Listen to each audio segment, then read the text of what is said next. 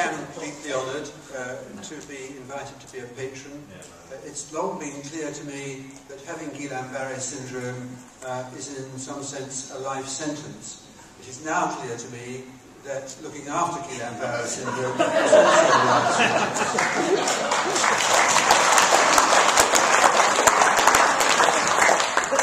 Now, you've heard from me often enough. I'm very proud and honoured to become a patron. I will do my best in assisting you in raising funds and anything else which you care to ask me. But I'm sure you would like to hear more from my colleague Iain McFaddyen, Air Vice Marshal McFaddyen, who you heard a little about earlier from Andy, and I'm going to hand the microphone smartly over to him down the way. Thank you, Richard.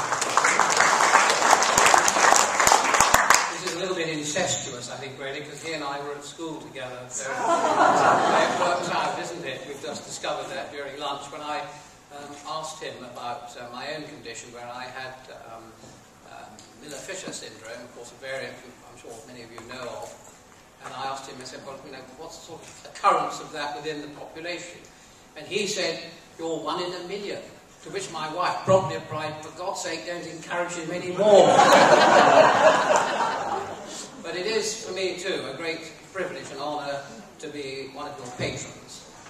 I have the privilege at the moment to be working at Windsor Castle, and I hope through that connection to help raise the general awareness of this rather nasty disease amongst the wider population through fundraising events or anything else that I can do, like Richard has said, to help you and to make sure that people like myself who've been incredibly lucky in having had the disease but having really made a full recovery.